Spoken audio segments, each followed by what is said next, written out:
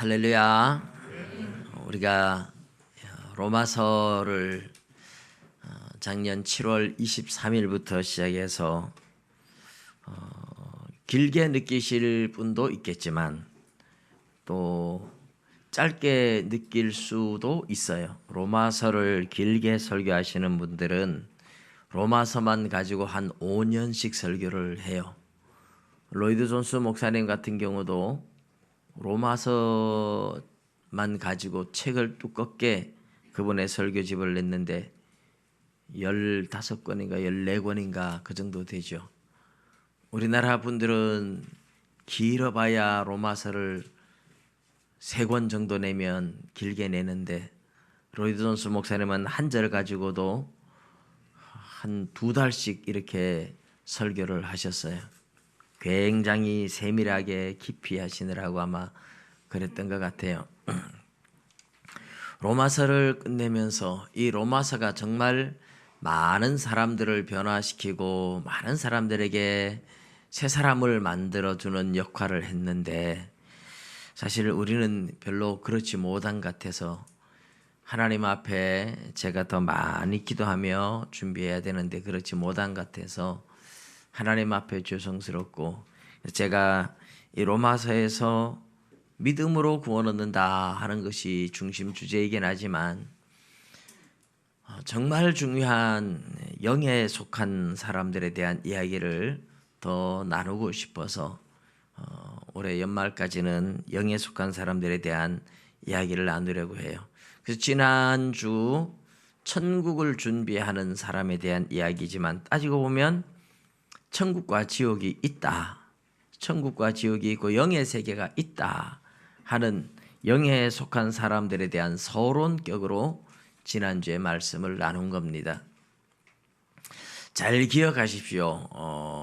그리고 이제 내년부터 제가 지난주에 다음 주에 우리 중직자들하고 다 모이자고 하는 것은 우리 교회 교육 프로그램에 제가 이 세계관에 대한 프로그램을 넣지 않았었는데 제가 우리 성도님들하고 또 교회 다니는 수많은 사람들하고 이야기를 해보면서 교회를 다녀도 머릿속에 생각은 세상 사람들하고 전혀 다르지 않구나 이런 걸 느낄 때가 참 많았어요.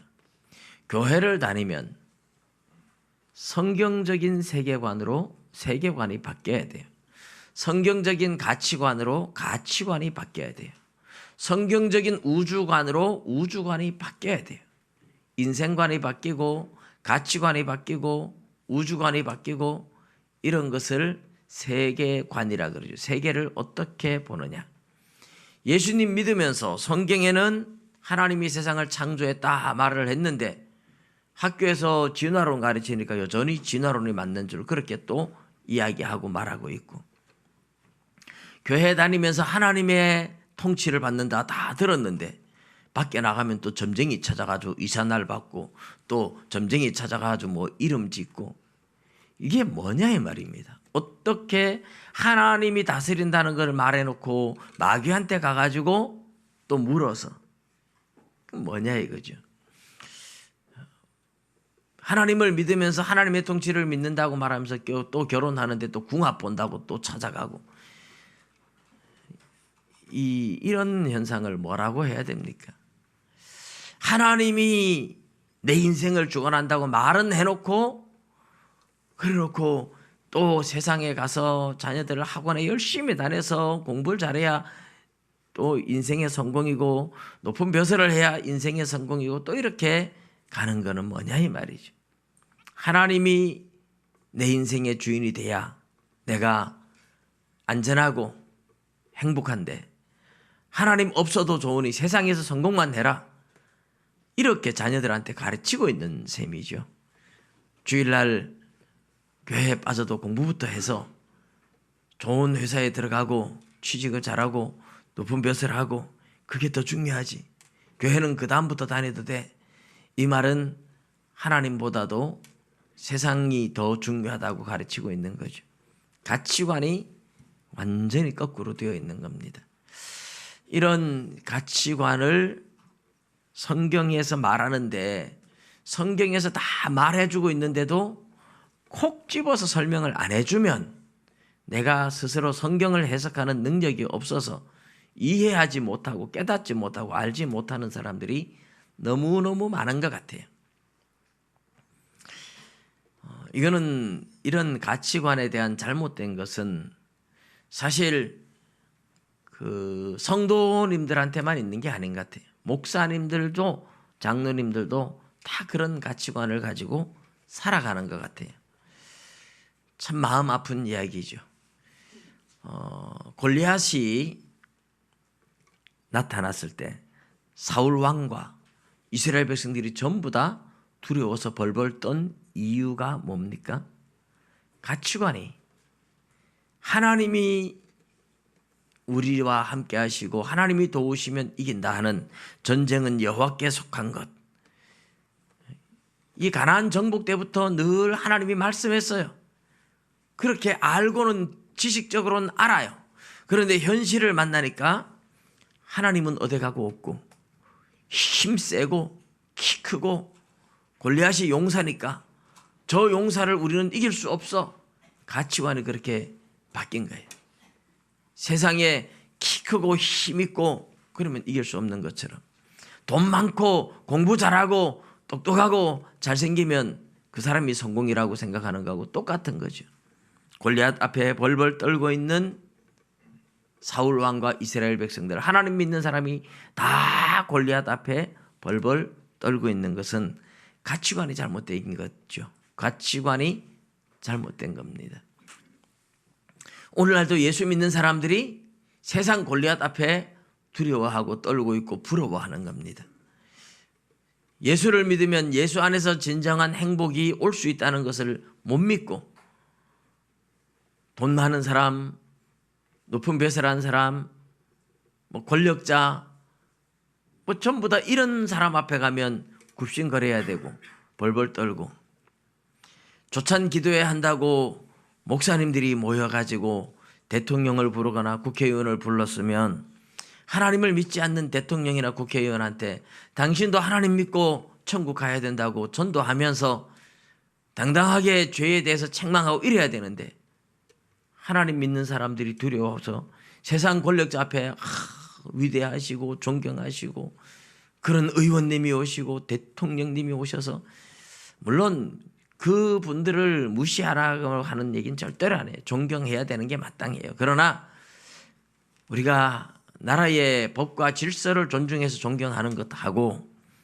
하나님 앞에서 믿음의 담대함을 가지고 긍지를 가지고 하나님의 말씀을 전하는 것하고 이건 또 별개의 차원인데 말씀은 어디 가고 없고 영적 권위는 어디 가고 없고 세상 가치를 두려워하고 있는 이런 현실들을 보니까 너무 안타까운 거죠. 그래서 세상 가치관을 버리고 성경적인 가치관을 가지고 살아가야 되는데 이 가치관을 못 가지고 있어요. 다윗은 골리앗을 두려워하지 않았어요. 너는 칼과 창과 단창으로 나오지만 나는 네가 모욕하는 네가 무시하는 만군의 여호와의 이름으로 나간다. 하나님의 이름으로 나가서 골리앗을 쓰러뜨렸죠. 그것은 하나의 옛날 그냥 동화처럼 들려주는 스토리가 아닙니다.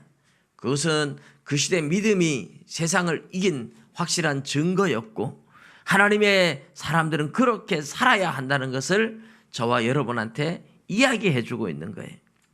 골리앗을 두려워하지 말라는 거예요. 영에 속한 사람은 영적 가치관을 가지고 성경적 가치관을 가지고 성령을 따라 살아가야 한다는 것을 우리에게 보여주는 겁니다. 그래서 어쨌든 제가 고민하면서 세계관 학교는 꼭 우리 교회의 커리큘럼에 넣어야 되겠다. 교리 공부도 하고 성경 연구하는 법도 해야 되지만 이 세계관 학교를 우리 교회에서 우주관이 잘못된 것은 고치고 가치관이 잘못된 것은 고치고 인생관이 잘못된 것은 고치고 성경적 세계관을 가지고 볼 수 있도록 세상을 부러워하지 않는 예수 한 분만으로 만족할 수 있는 우리 늘 찬양하면서 예수님 한 분으로 만족한다는 찬송도 많이 했는데 실제로 사는 거 보면 예수님 한 분으로 전혀 만족하지 않는 거잖아요. 그런 사람도 있긴 하지만 그런 사람이 지극히 적어요. 그런 사람이 진짜 믿음의 사람이고, 그렇지 않으면 아무리 교회 다니는 사람이 많아도 세상을 이길 수 없어요. 여러분, 다윗 빼놓고 사울 왕과 이스라엘의 많은 군사들이 골리앗과 싸울 용기를 낸 사람 아무도 없습니다. 골리앗을 이길 수 있는 사람 아무도 없었어요. 그게 오늘날도 똑같아요. 예수 믿는 사람은 많지만 믿음으로 세상을 이기고 세상을 부러워하지 않고 믿음의 담대함으로 나가는 사람은 지극히 적다는 뜻이죠. 수많은 사람이 교회 다니지만 세상을 부러워하고 있고 세상 앞에 벌벌 떨고 있고 세상을 이기지 못하는, 골리앗을 이기지 못하는 것과 똑같은 겁니다.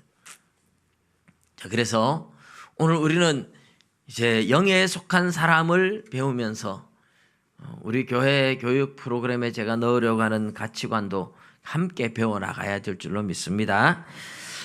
오늘 우리가 읽은 본문의 14절에 보면 육에 속한 사람은, 육에 속한 사람은 이제 영에 속한 사람이 있고 육에 속한 사람이 있는 거죠. 3장에 가보면 3장 1절에 형제들아 내가 신령한 자들을 대함과 같이 너희에게 말할 수 없어서 육신에 속한 자 이렇게 말해요. 그러니까 신령한 자 이렇게 표현하는데 이걸 다른 말로 말하면 영에 속한 자, 영에 속한 자 그런 말이죠. 너희들은 육에 속한 자고 영에 속한 자가 따로 있고 또 육신에 속한 자가 있고, 바울 사도는 이 고린도 전서 2장에서 3장에 걸쳐서 육에 속한 사람, 영에 속한 사람, 육신에 속한 사람 이렇게 세 가지로 구분을 하고 있어요. 근데 육신에 속한 사람은 영에 속한 사람이긴 한데 신앙이 너무너무 어려서 육에 속한 사람처럼 살고 있다. 그래서 오늘날 교회 속에 성령을 받은 하나님의 사람임에도 불구하고 세상 사람들처럼 그런 가치관을 가지고 살아가는 사람은 육의 사람은 아니지만 육신에 속한 자들이다. 이렇게 말을 할 수가 있어요. 오늘 육에 속한 사람은, 육에 속한 사람이 뭐냐? 영에 속한 사람과 육에 속한 사람의 차이, 그것을 이제 보고, 그 다음에 육에 속한 사람들은 하나님의 성령의 일들을 받지 아니하나니, 성령이 시키는 일, 성령이 주장하는 일, 성령이 원하는 것 이런 걸 다 거부하는 거예요. 받지 않습니다. 왜 거부합니까?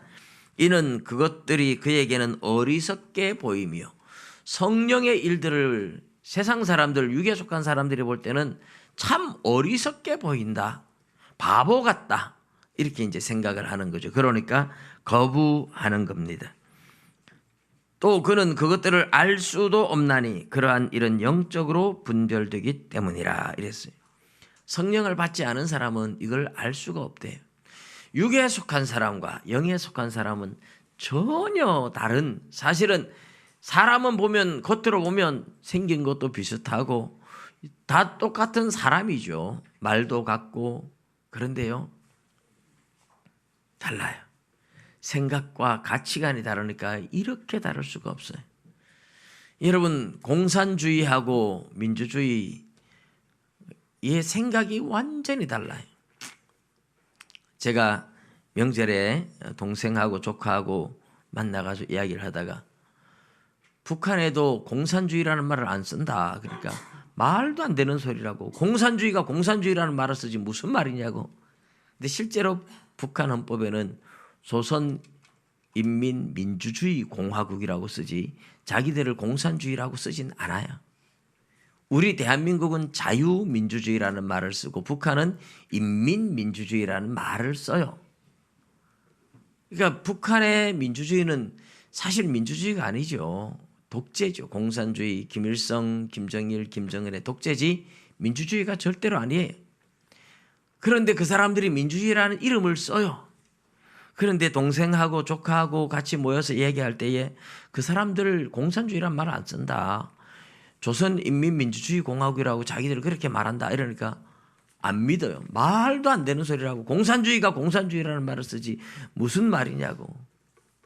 그렇게 말이 안 통해요. 실제로 그 사람들은 민주주의라는 이름을 쓰고 있어요. 그런데 이 공산주의 사상하고 우리 진짜 민주주의 사상하고 생각이 완전히 달라요. 전혀 사람이 다른 것 같아요. 왜냐하면 공산주의는 유물론 사상에서 나와서 영혼의 세계를 부정해요. 종교 부정합니다. 우리 대한민국 종교 지도자들과 북한의 종교 지도자들이 만나서 협의를 하자 뭐 이런 얘기가 지금 나오잖아요. 북한의 종교 지도자들 없습니다. 말이 안 되는 소리예요. 북한의 수용소가 지금 뭐 6개 있다 그러는데 그 수용소에 들어가 있는 사람들이 한 80% 정도인가 기독교인들이 들어가서 엄청나게 학대받고 있어요. 지금도. 그래서 미국에서 북한의 수용소 인권 탄압을 이야기하고 있지만 우리나라에서는 전혀 그런 데 대한 이야기는 언급하지 않죠. 김정일이가 그렇게 귀여워 보인대요. 고모부를 고사포로 쏴 죽이고 형을 vs 독가스로 죽이고 고위 공직자들을 700명 이상을 죽인 무서운 사람인데 그냥 허허 웃어 보이니까 사람들이 귀여워 보이고 좋아 보인대요. 이상하게 사상들이 지금 바뀌어가고 있어요. 여러분, 공산주의는 종교를 인정하지 않아요. 그러니까 사람의 생명도 하나의 그냥 물질이라고 생각하니까 우리 체제에 조금이라도 반대하면 사정없이 죽입니다. 베트남에 종전선언하고 평화협정 체결하고 미군이 철수 딱 하고 나서 정말 순식간에 베트남이 공산화됐는데 베트남 사람들은 그래도 같은 민족인데 뭐 그렇게 죽이겠나? 그렇게 방심하고 있었는데 200만 명 이상이 수용소에 끌려가고 죽이고 하는 순간에 그때서야 베트남 사람들이 정신을 차렸어요. 그래서 유명한 보트 피플이라는 말이 거기서 나왔죠. 작은 보트를 타고 가득가득 사람을 태우고 태평양 바다로 도망을 갔어요. 거의 대부분 태평양 바다에 가서 빠져 죽었죠. 우리나라의 한 선장이 상선을 이끄는 선장이 절대로 보트 피플 그 사람들 구해주지 마라. 분쟁이 생긴다. 근데 이분이 그 죽어가는 태평양에서 죽어가는 수많은 사람들을 어떻게 그냥 보겠느냐 이거죠. 그래서 살려주고 자기는 선장 자리에서 잘리고. 근데 그 베트남 사람들이 미국에 들어가서 살면서 성공하고 몇십 년이 지난 후에 이 선장님을 찾아왔잖아요. 선장님 덕분에 우리가 살았다고. 그런 이야기들을 보면 참 눈물겨운 이야기들이 있어요. 좀 제가 곁길로 샜습니다마는 공산주의하고 이 민주주의 사람들의 생각이 완전히 달라요. 다른 사람들 같아요. 그런데 더 다른 거는 영에 속한 사람과 육에 속한 사람이 더 다르다는 겁니다. 이거는 공산주의와 민주주의의 차이를 뛰어넘어요. 완전히 다른 사람들이에요. 민수기 4장 11절을 민수기 11장 4절을 제가 거꾸로 말했습니다. 민수기 11장 4절 같이 한번 읽어볼게요. 시작. 그들 중에 섞여 사는 다른 인종들이 탐욕을 품음에 이스라엘 자손도 다시 울며 이르되 누가 우리에게 고기를 주어 먹게 하랴. 아멘. 여기에 그들 중에 섞여 사는 다른 인종들이 탐욕을 품음에 요 말이 이제 왜 나왔느냐 하면요. 이스라엘 백성들이 애굽에서 탈출해서 애굽을 탈출해 가지고 나와서 광야에 가서 사는데 시내산에서 하나님과 언약을 맺고 이제 광야 생활을 해요. 그런데 이스라엘 백성들은 그냥 하나님의 말씀에 순종하며 그냥 가는 것을 당연한 것으로 여기고 갔습니다. 그런데 이스라엘 속에 섞여 사는 다른 인종들, 인종이 전혀 달라요. 하나님의 백성이 아닌 옛날 성경을 보면 출애굽기에서 이스라엘 백성들이 출애굽할 때 많은 다른 인종들이 섞여서 나오는 걸 중다한 잡족이 이렇게 말하죠. 중다한 잡족이. 다른 인종들이 섞여 나왔어요. 그리고 광야에 나와서 이 사람들이 탐욕을 품기 시작하고 이 사람들이 원망과 불평을 하기 시작하니까 이스라엘 자손들도 금방 전염이 돼서 같이 울며 원망 불평을 하더라는 겁니다. 여러분, 오늘날 교회 속에 영에 속한 사람들은 하나님 말씀에 그냥 순종하며 가요. 근데 교회를 다니고 있지만 영에 속한 사람이 아닌 육의 사람이 있어요. 교회를 다니지만 거듭나지 못한 사람이 있어요. 또 거듭났더라도 육신에 속한 자처럼 사는 사람들이 있어요. 그런 사람들을 민수기로 구약적으로 표현하면 다른 인종이 섞여 사는 다른 인종이라 이렇게 말을 해요. 근데 이 사람들이, 육의 사람들이 원망을 시작하고 불평을 시작하고, 육에 속한 사람들은 목적이 자기 배를 위하는 거고 영에 속한 사람들은 목적이 하나님의 기쁨을 위한 것이니까, 그러니까 교회에 다니면서 영에 속한 사람들은 어쨌든 하나님께 기쁨이 된다면 내가 손해보고 내가 양보하고 희생해도 아무런 문제가 안 되는데, 육에 속한 사람은 탐욕을 품고 살다 보니 이건 불합리하다, 불공정하다, 하나님께 기쁨이 되는 거는 지금 온데간데였고 나한테 불공평하다 이러면서 원망을 시작하면 이게 영에 속한 사람들까지 전염이 같이 돼서 교회 속에 분쟁이 일어날 수 있다. 그런 얘기를 민수기 11장에서 지금 보여주는 거죠. 자, 그래서 오늘 우리는 영에 속한 사람이 뭐냐 하는 것을 먼저 보는데, 여러분, 영에 속한 사람은 오늘 본문에는 육에 속한 사람은 하나님의 성령의 일들을 받지 아니하나니 이렇게만 얘기했죠. 영에 속한 사람 누구냐? 이게 로마서 8장에 잘 설명해 주고 있어요. 우리 로마서 8장 7절 8절 9절 같이 한번 읽어보겠습니다. 시작. 육신의 생각은 하나님과 원수가 되나니 이는 하나님의 법에 굴복하지 아니할 뿐 아니라 할 수도 없음이라. 육신에 있는 자들은 하나님을 기쁘시게 할 수 없느니라. 만일 너희 속에 하나님의 영이 거하시면 너희가 육신에 있지 아니하고 영에 있나니 누구든지 그리스도의 영이 없으면 그리스도의 사람이 아니라. 아멘. 이 로마서 8장 9절을 한번 자세히 보십시오. 만일 너희 속에 하나님의 영이 거하시면, 이게 성령이 우리 안에 거하시면 우리가 뭐예요? 너희가 육신에 있지 아니하고 영에 있나니. 영에 속한 사람은 성령이 우리 안에 왔을 때 영에 속한 사람이라 이 말입니다. 성령을 받은 사람만 영에 속한 사람이에요. 근데 누구든지 그리스도의 영이 없으면, 하나님의 영, 그리스도의 영, 이 말은 성령님을 가르쳐서 성령이라고도 하고 하나님의 영이라고도 하고 그리스도의 영이라고도 하고 교차적으로 씁니다. 하나님의 영, 그리스도의 영, 이렇게 성령님을 불러요.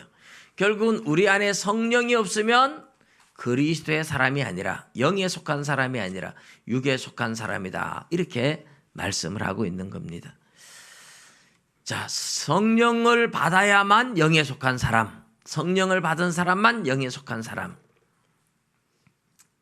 이 이야기는 우리 예수님께서도 요한복음 3장에 보면 잘 얘기하죠. 만일 사람이 물과 성령으로 거듭나지 아니하면 하나님 나라에 들어갈 수 없느니라. 니고데모가 이해하지 못해서 다시 물으니까 예수님이 그렇게 설명을 해요. 사람이 성령으로 거듭나지 않으면 하나님 나라에 들어갈 수 없다. 무슨 말입니까? 늙었는데 다시 어떻게 태어납니까? 엄마 뱃속에 다시 들어갔다 나올까요? 예수님께서 네가 이스라엘의 선생으로서 이런 걸 깨닫지 못하느냐 그러면서 사람이 물과 성령으로 거듭나지 않으면 하나님 나라를 볼 수도 없다. 예수님께서 요한복음 6장에서는 내가 말하는 것은 영이고 육은 무익하다. 영에 대한, 영에 속한 이야기들을 예수님은 하고 있다고 말씀을 했던 겁니다. 자, 성령을 받은 사람, 이게 영에 속한 사람이에요. 근데 성령을 받은 사람도 처음부터 영의 사람으로 태어난 게 아니에요. 다 하나님을 떠나서 영이 죽어서 죽은 사람으로 육신의 사람, 육에 속한 사람들로 우리는 다 태어났어요. 태어났는데 예수님을 믿으며 성령을 받아서 하나님의 은혜로 성령을 받아서 영의 사람으로 변하는 거잖아요. 이 이야기를 잘 보여주는 게 에베소서 2장 1절에서 3절에 나오고 있습니다. 우리 에베소서 2장 1절 3절도 다시 한번 읽어볼게요. 시작. 그는 허물과 죄로 죽었던 너희를 살리셨도다. 그때에 너희는 그 가운데서 행하여 이 세상 풍조를 따르고 공중의 권세 잡은 자를 따랐으니 곧 지금 불순종의 아들들 가운데서 역사하는 영이라. 전에는 우리도 다 그 가운데서 우리 육체의 욕심을 따라 지내며 육체와 마음이 원하는 것을 하여 다른 이들과 같이 본질상 진노의 자녀이었더니. 아멘. 전에는 이렇죠. 그때는, 전에는 이렇게 표현하고 있습니다. 여러분, 그때는, 전에는 하는 말은 우리가 죄와 허물로 죽었던 상태를 그렇게 표현하는 거예요. 너희의 허물과 죄로 죽었던 너희를 살리셨도다. 우리가 성령을 받기 전에 우리 영혼은 죽었던 상태다. 죽었다 이렇게 말해. 죽은 우리를 하나님이 은혜로 살린 거예요. 은혜로 살린 거죠. 근데 우리가 죽어 있다 이 말은 우리가 영의 사람이 아닌, 영에 속한 사람이 아닌 육에 속한 사람일 때 그때 모습을 2절 3절에 잘 설명하는데, 너희가 그때에는 너희가 그 가운데서 행하여 이 세상 풍조를 따르고 이 세상 사람들하고 똑같이 살아간다면, 제가 아까 가치관이라고 말했죠. 가치관. 세상 사람들처럼 돈을 인생의 목적으로 삼고 벼슬해서 잘 먹고 잘 사는 게 행복이고, 그러면서 세상 사람들하고 똑같은 풍조, 굿을 해야 되고 날 받아야 되고 그렇게 살아간다면 이거는 죽은 사람이지 새 사람이 아니에요. 공중 권세 잡은 자를 따라가는 불순종의 아들들 가운데 역사하는 영, 마귀를 따라 살아간다면 영의 사람은 아니죠. 그런데 전에는 우리도 다 그 가운데서 행하여, 우리가 하나님을 알기 전에 육에 속한 사람들은 다 그때 세상 사람들하고 똑같이 살았다는 거죠.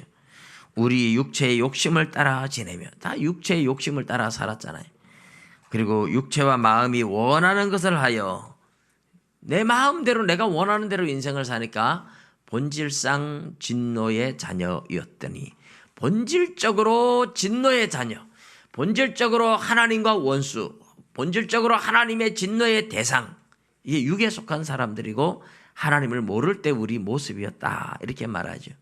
그런데 성령의 사람이 성령을 받고 나니까, 믿음으로 성령을 받는데, 믿음으로 의롭다함을 얻는데, 믿음은 이 에베소서 2장 8절에 믿음은 하나님의 선물이다 그래. 우리가 믿고 싶다고 믿어지는 게 아니에요. 아니, 믿을 생각을 안 하죠. 성령을 안 받으면 믿을 마음이 안 생겨요. 아까 우리가 보았던 로마서 8장 7절 8절에 뭐라 그랬어요? 육신의 생각은 하나님과 원수가 되나니 하나님의 뜻에 굴복하지 아니할 뿐 아니라 할 수도 없습니다. 그러니까 하나님을 믿어야 되겠다, 하나님을 좋아해야 되겠다, 이런 생각 자체를 전혀 안 해요. 할 수도 없고 하지도 않아요. 하나님을 기쁘시게 해드려야지, 이런 생각 죽었다 깨나도 못해요. 육신에 있는 자들은 하나님을 기쁘시게 할 수 없느니라. 로마서 8장 8절에 나오는 말씀이잖아요. 자, 그러니까 여러분, 성령을 받기 전에 자연인, 성령을 받지 않은 사람, 육신에 속한 사람들은 하나님을 기쁘시게 할 수도 없고 하나님을 위해서 살지도 않고 하나님의 법을 받아들이지도 않아요. 그게 우리가 읽었던 오늘 고린도전서 2장 14절에 보면, 육에 속한 사람은 하나님의 성령의 일들을 받지 아니하나니. 이게 하나님을 기쁘시게 하는 이런 일들은 다 성령의 일인데, 성령이 주는 마음이고 생각인데, 이런 걸 다 거부하는 거죠. 안 돼, 거부해요. 받아들이지를 않아요. 왜요? 그것들이 그에게는 어리석게 보임이고 또 그것들을 알 수도 없고 영적으로 라야 분별하니까 알 수도 없고 받아들이지도 않고 어리석게 보이고. 그래서 여러분 우리가 성령의 내가 영에 속한 사람인가? 내가 성령을 받았는가? 하는 걸 무엇으로 알 수 있느냐?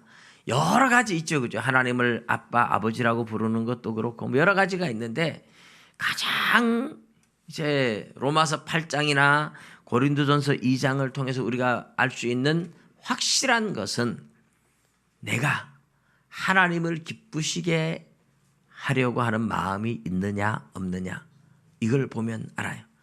성령의 일을 내가 받아들이고 있느냐 없느냐 이걸 보면 알아요. 여러분 육의 사람도 그러면 성경 읽고 뭐 하지 않나요? 예, 교회 다니면서 성령을 받지 않고 거듭나지 못한 사람들 중에서도 또 심지어 전에 뭐 백담사에 가 있는 분도 절에 가서도 성경을 놓고 보더라고요. 성경을 읽는 것 성령이 원하는 거잖아요. 영의 일이잖아요. 근데 안 믿는 사람도 성경 보대요. 예.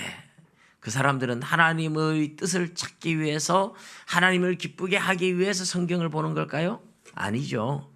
그 사람들은 하나님을 기쁘게 하기 위해서 성경을 보는 게 아니고 세상적인 지식을 내가 많이 가지고 싶은 자기의 욕망이죠. 자기의 욕망을 위해서도 성경을 볼 수가 있습니다.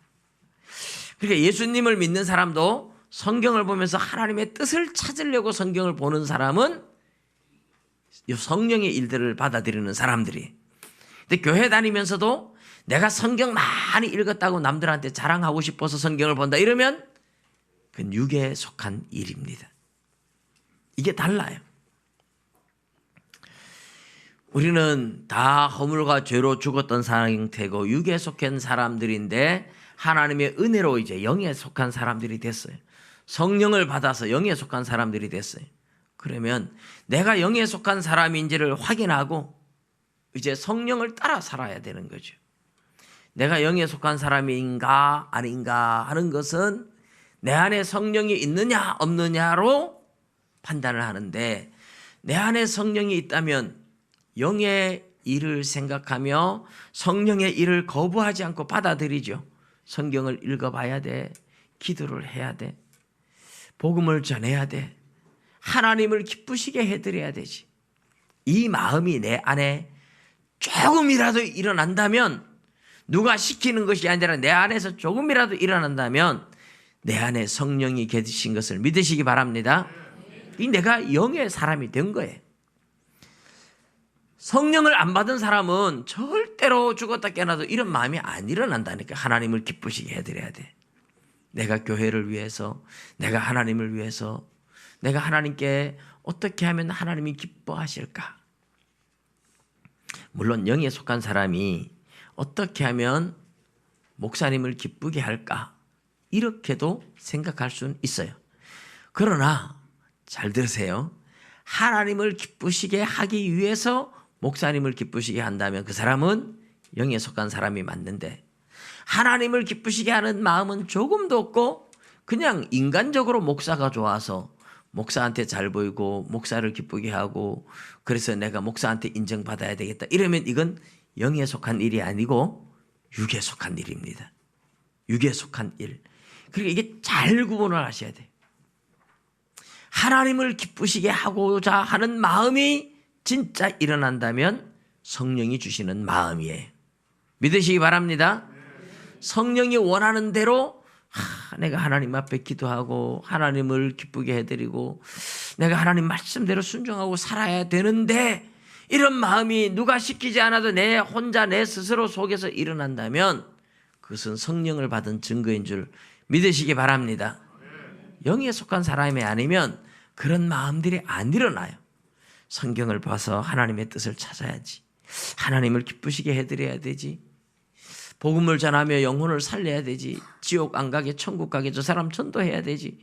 이런 마음은 육에 속한 사람한테는 죽었다 깨어나도 안 일어나는데 성령의 사람만 일어나는 줄 믿으시기 바랍니다. 여러분 스스로 체크를 해보실 수 있죠. 내가 그러면 성령을 받았나 안 받았나, 내가 영에 속한 사람인가 아닌가, 이 체크해 볼 수 있어요. 전에 한 자매님이 방언을 못한다고 나는 성령 안 받았는가 보다 막 그러면서 늘 걱정을 했어요. 방언을 해야지 성령을 받은 게 아니에요. 근데 방언을 못해서 성령을 못 받았나, 이걸 걱정을 많이 했어요. 그래서 제가 성령 받은 증거들을 말씀을 통해서 하나하나 점검해주고 나서, 그리고 나서 진짜 자유를 얻었어요. 그분은 지금도 방언을 못하지만 이제는 성령 못 받았을까 봐 걱정하는 일은 전혀 없어요. 여러분, 방언을 하고 못하고가 성령 받은 기준이 되면 안 돼요. 그럴 수도 있지만 아닐 수도 있어요. 성령을 받은 사람에게는 하나님을 기쁘게 해드리고자 하는 마음이 일어나고, 성령을 받은 사람에게는 성령이 원하는 삶을 살아가려고 하는 마음이 일어나는 겁니다. 자, 그런데 우리가 오늘 다 읽지는 않았지만 고린도전서 3장 1절에 보면 이렇게 말하죠. 형제들아, 내가 신령한 자들을 대함과 같이 너희에게 말할 수 없어서. 형제들아, 이 말은 성령 받은 하나님의 자녀들을 두고 형제들아 이렇게 말하는 거예요. 예수 안 믿는 사람을 보고 형제라고 말하지 않아요. 그런데 신령한 자들을 대함과 같이 너희에게 말할 수 없어서 육신에 속한 자, 이렇게 육신에 속한 자 곧 그리스도 안에서 어린 아이들을 대함과 같이 하느라. 너희들은 성령을 받았지만 영적으로는 너무너무 어린 아이들이다. 세상 사람들하고 똑같다, 이렇게 말하는 거죠. 내가 너희를 젖으로 먹이고 밥으로 아니하였느니 이는 너희가 감당하지 못하였음이거니와 지금도 못하리라. 너희는 아직도 육신에 속한 자로다. 너희 가운데 시기와 분쟁이 있으니 어찌 육신에 속하여 사람을 따라 행함이 아니리요. 여러분, 교회 안에서 시기와 분쟁이 일어난다면 그런 시기와 분쟁과 질투를 하고 다툼을 일으키는 사람은 뭐예요? 성령을 받은 사람이라 할지라도 영적으로는 어린아이다. 영적으로는 어린아이고, 그런 사람은 세상 사람과 아직까지 사는 모습은 똑같다, 이런 거예요. 여러분, 진짜 신령한 사람들은 교회 안에서 하나님을 기쁘게 하기 위해서 나의 자존심이나 나의 욕심이나 이런 거 다 내려놓습니다. 이것이 나한테는 손해가 되고 나한테는 불합리해도 이것이 교회를 위한 것이고 하나님을 기쁘게 하는 것이라면 얼마든지 희생하고 기쁨으로 가는 거죠. 여러분, 운동을 하나 해도 목사님들도 그렇죠. 보통 사람들도 축구를 하거나 족구를 하거나 배구를 하거나, 그런데 정말 공동체를 생각하는 사람은 내가 잘 못해도, 나한테 공을 잘 안 줘도 우리 팀이 이기면 정말 기뻐할 수 있고, 또 저도 함께 동료들끼리 운동을 하다가 저도 웃으면서 즐겁게 져줄 수 있어요. 그게 이제 진짜 공동체를 생각하는 거잖아요. 근데 공동체를 생각하지 못하는 사람은 지면 져서 기분 나쁘고, 이겨도 나한테 공이 안 오고 이러면 나를 또 무시했다 이래서 기분 나쁘고, 그래서 운동하다가 싸우는 사람들이 종종 있습니다. 그런 사람들하고는 운동하라면 안 돼. 운동을 하면 즐겁게, 이기든 지든 즐겁게 해야 돼.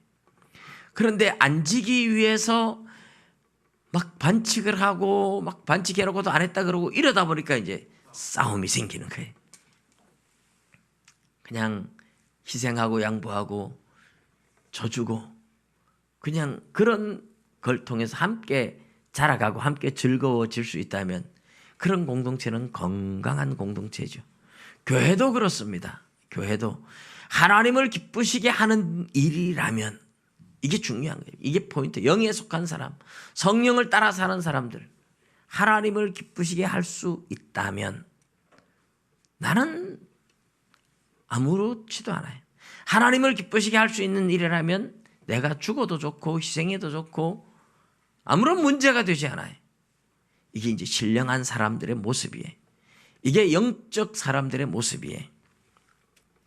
그래서 이런 일들을 위해서 성령을 따라 행하라 이렇게 말을 하죠. 갈라디아서 5장에 아주 잘 나와 있습니다. 우리 갈라디아서 5장을 한번 5장 17절을 읽어보겠습니다.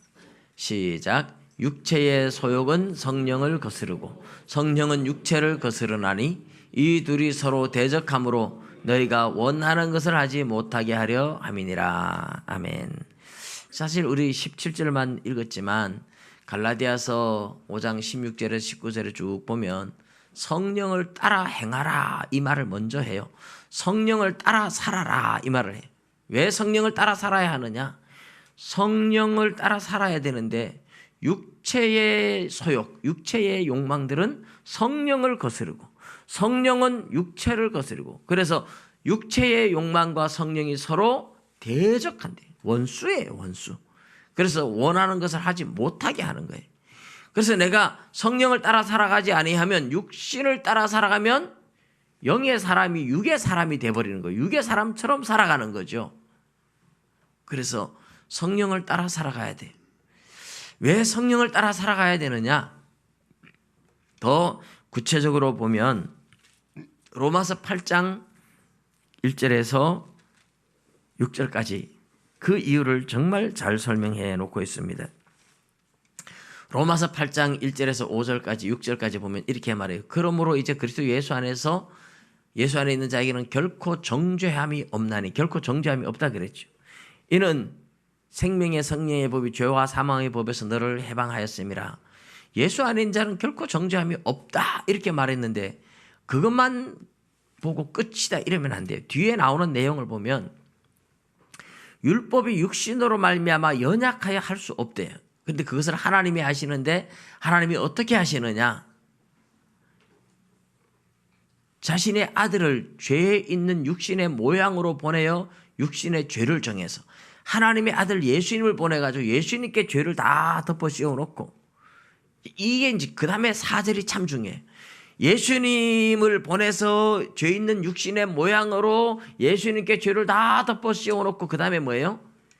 육신을 따르지 않고 영을 따르는 자들에게 율법의 요구가 이루어지게 하려 하심이니라 이랬어요. 그리고 율법의 요구가 우리에게 다 이루어져야 율법은 우리를 죄로 정죄하고 사망 지옥으로 보내는데 우리가 예수님 덕분에 율법에서 벗어나야 율법의 요구가 다 이루어졌다 하고 율법이 떠나야 되는 정죄가 떠나야 되는데 우리가 육신을 따라 살아가면 율법의 요구가 안 이루어지는 거예요. 그래서 율법이 우리를 정죄하고 지옥으로 보내는 거예요. 그래서 육신을 따라 살아가면 안 되고 육신을 따르지 않고 영을 따라 살아가는 사람들에게 율법의 요구가 이루어진다는 거죠. 중요하잖아요. 성령을 따라 살아가는 사람들에게만 율법의 요구가 이루어져요. 그러니까 예수 믿는 사람, 예수 안에 있는 사람은 결코 정죄함이 없다. 이 말을 다른 말로 하면 성령을 따라 살아가는 자들에게는 결코 정죄함이 없다. 이 말이에요. 그러니까 성령을 따라 살아가지 않으면 예수 안에 있는 게 아니에요. 성령을 따라 살아가는 사람이 예수 안에 있는 거고 결코 정죄함이 없다고 그렇게 말을 하는 거예요. 그러면 성령을 따라 살아가는 방법이 뭡니까? 이게 이제 5절, 6절에 답을 주는데 육신을 따르는 자는 육신의 일을 생각하고 성령을 따르는 자는 성령의 일을 생각한다 이랬어요. 그래서 육신의 생각은 사망이고 영의 생각은 생명과 평안이니라 이랬습니다. 여러분 성령을 따라 살아야 되잖아요. 근데 성령을 따라 살아가면 방법이 뭐예요? 영의 일을 생각하는 거죠. 육신을 따라 살아가는 것은 육신의 일을 생각해. 갈라디아서 5장으로 다시 넘어가서 보면요. 성령을 따라 살아가면 결국은 뭐예요? 성령의 열매가 맺힙니다. 사랑, 희락, 화평, 오래 참음, 자비, 양선, 충성, 온유, 절제. 성령의 열매가 맺혀요. 그런데 육신을 따라 살아가면 결국은 뭐가 맺힐까요? 육체의 일은 현저하니 이러면서 육신의 열매가 나타나요. 시기하고 질투하고 다투고 음행하고 음란하고 술 먹고 방탕하고 싸우고 분쟁하고 수근수근하고 이런 것들이 다 육체의 열매라고 말해요. 이것은 내가 육체를 따라 육신을 따라 살아간 결과 결국 그 열매들이 내게 맺히는 거죠. 여러분 어떻습니까? 나는 사랑하고 참고 용서하고 절제하고 온유하고 선한 거 좋아하고 기뻐하고 내가 모든 사람들과 살아가는데 그런 열매로 그렇게 살아갑니까? 착하고 의롭고 진실하고 이렇게 살아갑니까? 그러면 나는 성령을 따라 살아가는 거예요. 그런데 예수 믿는다고 하는데도 사람만 만나면 싸우고 사람만 만나면 시기하고 사람만 만나면 수군거리고 남의 험담하고 이거는 예수 믿어도 믿는 게 아니에요. 예수 안에 있는 게 아니에요. 이런 사람은 육신을 따라 살아가는 사람이에요. 육체의 열매를 맺고 있는 거예요. 마지막은 사망에 갈 거예요. 예수 믿는다는 게 단순히 교회 다니고 머릿속으로 예수 믿는다 이렇게 알고 있는 게 예수 믿는 게 아니라는 말입니다. 성령을 따라 살아가는 사람이 예수 안에 있는 자인 줄 믿으시기 바랍니다. 이게 영에 속한 사람들이 성령을 따라 살아가야 돼. 굉장히 중요한 건데 너무 길게 갈까 봐 마치겠습니다만 여러분 꼭 기억하십시오. 다시 몇 주에 걸쳐서 계속 할 거니까 내가 성령을 따라 살아가고 있는지 여러분 자신을 확인하십시오. 성령을 따라 살아가지 않으면 율법의 요구가 나에게 이루어지질 않아요. 육신을 따라 살아가면 마지막에 사망으로 지옥으로 떨어질 거예요. 예수 믿는다는 게 그렇게 호락호락한 게 아닙니다. 그냥 지식적으로 아는 걸 보고 믿는다고 하지 않아요. 그래서 예수님 뭐라 그래서 좁은 문으로 들어가라. 멸망으로 인도하는 문은 크고 그 길이 넓어 찾는 자가 많고 생명으로 인도하는 문은 좁고 길이 협착하여 찾는 이가 적음이니라 그랬습니다. 모두가 진짜 예수님 믿고 진짜 예수 안에 있어서 성령을 따라 살아감으로 영원한 생명 천국 백성으로 승리하시기를 주님의 이름으로 축복합니다. 기도드리겠습니다.